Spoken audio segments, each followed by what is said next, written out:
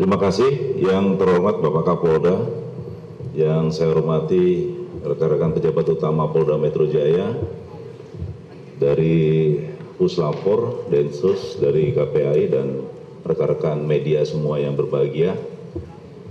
Pada kesempatan yang baik ini, saya akan menyampaikan tentang analisa pasca ledakan yang terjadi di SMA Negeri 72 Jakarta, yang terjadi pada hari Jumat 7 November 2025. Pasca ledakan terjadi, jajaran Satuan Brimopolda Metro Jaya diperintahkan oleh Bapak Kapolda langsung menuju ke TKP.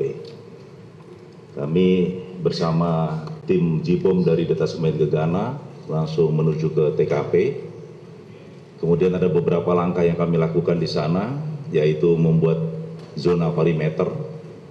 Untuk zona merah itu di titik ledakan, zona kuning itu untuk rekan-rekan dari tim Jibom Gegana bekerja, kemudian perimeter zona abu-abu itu zona terbatas, dan kemudian kita membuat zona hijau itu di luar lingkungan sekolah, di luar pagar. Itu kita nyatakan betul-betul aman dan steril untuk yang di luar pagar. Jadi mohon maaf untuk rekan-rekan media, beberapa waktu yang lalu kami tempatkan di luar pagar karena itu memang sesuai dengan SOP demikian. Dan termasuk masyarakat juga bisa berada di zona hijau tersebut. Yang kami lakukan yaitu mengumpulkan informasi di TKP, kemudian melaksanakan sterilisasi untuk mencari secondary device atau bom yang masih aktif, kemudian kami lakukan penjinakan bom yang masih aktif dan mengamankan bahan peledak di TKP, kemudian melakukan observasi di tempat kejadian ledakan, kemudian melakukan sterilisasi ulang untuk memastikan tidak ada bom yang masih aktif yang terlewat, kemudian menyatakan TKP aman dan menyerahkan berita acara kepada manajer TKP, dalam hal ini adalah Kapolres Jakarta Utara, dan membantu rekan-rekan dari Puslapor untuk melakukan identifikasi.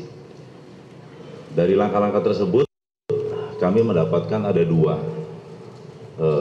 TKP peledakan, dua peledakan. Yang pertama yaitu di masjid, di dalam masjid di lingkungan SMA Negeri 72 tersebut. Kami menemukan beberapa barang bukti seperti serpihan plastik, kemudian ada dua krater atau dua kawah ledak yang ada di dalam masjid tersebut. Kemudian kami temukan paku, kemudian ada juga potongan tas, kemudian ada switching rocker, dan seterusnya yang berkaitan dengan benda yang diledakkan oleh terduga. Namun yang perlu kami sampaikan kepada rekan-rekan media, di sana ada dua krater, artinya ada dua kawah ledak yang kami temukan di TKP. Berarti kemungkinan diduga memang ada dua bom yang diledakkan di dalam masjid. Kami juga menemukan electric mesh, di situ berfungsi sebagai inisiator. Kemudian ada papan PCB dan switch rocker yang tadi kami sudah sampaikan, dan ada baterai A4 dengan daya 1,5 volt, berarti kalau 4 baterai berarti ada 6 volt. Kalau receiver itu sudah terbongkar menjadi serpihan, itu dengan daya 6 volt, sama dengan baterai yang digunakan 6 volt. Kemudian untuk bahan peledak atau eksplosif yang kami temukan dengan menggunakan alat rigaku yang kami punya, itu terdeteksi potasium yang digunakan oleh terduga, dan ini mungkin nanti dari rekan-rekan Puslapor untuk bahan kimia lain yang menyertai di bahan utama tersebut. Kemudian ada serpihan plastik, itu kalau kita rekonstruksi itu sama bentuknya dengan jerigen plastik sebesar 1 liter, ya, 1 liter. Kemudian ada shrapnel berupa paku, paku itu ada paku baja dan paku seng yang ada payungnya seperti itu, yang berada berserak di dalam masjid. Dari beberapa barang bukti kita analisis bahwa power yang digunakan oleh terduga itu dengan menggunakan 4 buah baterai A4. Kemudian inisiatornya adalah electric mesh, kemudian eksplosifnya mengandung potasium klorat, kemudian switchingnya menggunakan receiver yang dikendalikan dengan remote. Nah, namun remote tidak kita temukan di dalam masjid. Kemudian casingnya itu jerigen plastik 1 liter dan kemudian shrapnelnya paku. Dapat disimpulkan untuk di TKP pertama di masjid bahwa berdasarkan material yang ditemukan, rangkaian tersebut adalah rangkaian bom aktif dengan menggunakan remote. Hal tersebut disesuaikan dengan ditemukannya 4 buah baterai transmitter dan bagian receiver yang menggunakan daya 6 volt. Jadi antara power dengan receiver itu ada kesesuaian dayanya 6 volt.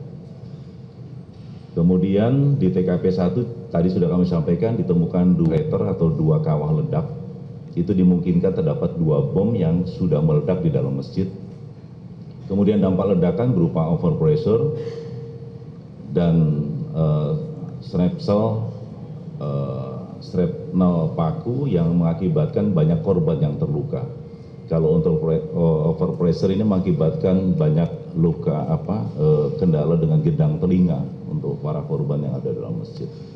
Itu untuk TKP yang ada bom yang diledakkan di sana.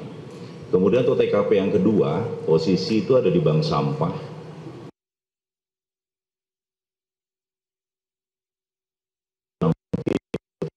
Bom dengan casing kaleng minuman bermerek Coca-Cola, dilengkapi dengan sumbu bakar, dan di sebelahnya terdapat remote.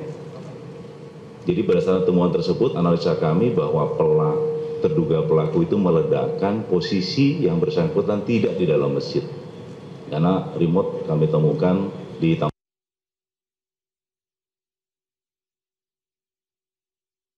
Kami menemukan ada 4 bom, 2 yang sudah diledakkan dan 2 yang masih aktif.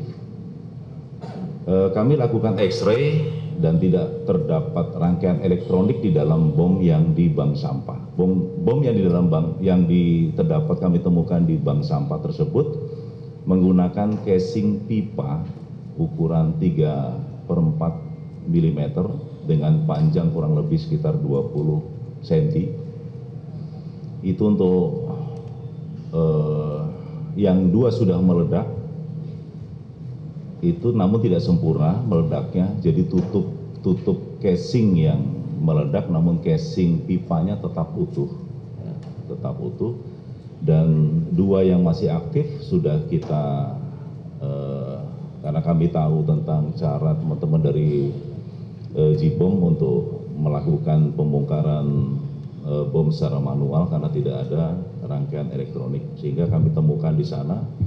Untuk powernya adalah sumber api, inisiatornya itu sumbu bakar, firework, jadi kalau tidak dibakar ya bom itu tidak meledak. Namun yang 2 itu dibakar oleh terduga pelaku. Kemudian eksplosifnya sama, menggunakan potasium klorat. Switchingnya itu inisiasi waktu, jadi tergantung panjang pendeknya sumbu. Kalau sumbunya panjang ya lebih lama waktunya, kalau sumbunya lebih pendek itu lebih cepat. Itu switchingnya. Kemudian casingnya ada 2 kaleng minuman merek Coca-Cola dan pipa logam ukuran 3/4 mm. Dapat kami simpulkan bahwa berdasarkan material yang ditemukan, aktivasi bom menggunakan sumbu api.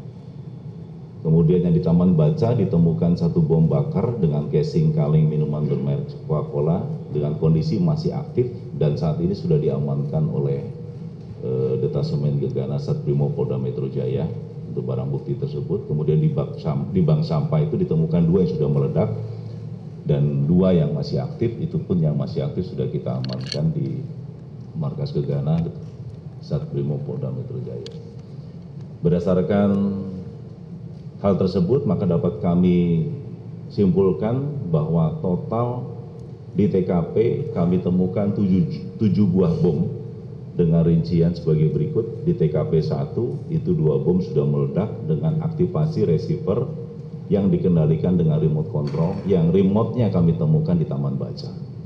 Kemudian di TKP kedua ditemukan dua bom sumbu bakar dengan casing pipa 3/4 inci, kondisi sudah meledak namun tidak sempurna atau low order sehingga hanya tutupnya saja yang hancur.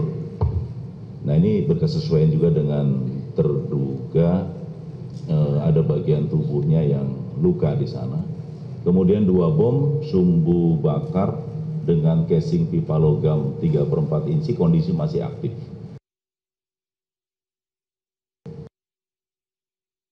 Kaleng minuman merek cola juga kondisi masih aktif. Jadi dari 7, 4 yang meledak, 3 yang masih aktif sudah kita amankan di markas Gegana Satuan Brimob Polda Metro Jaya. Demikian rekan-rekan media yang dapat kami sampaikan, kami kembalikan ke Bapak Kabid Humas. Terima kasih. Jelajahi cara baru mendapatkan informasi. Download Metro TV Extend sekarang.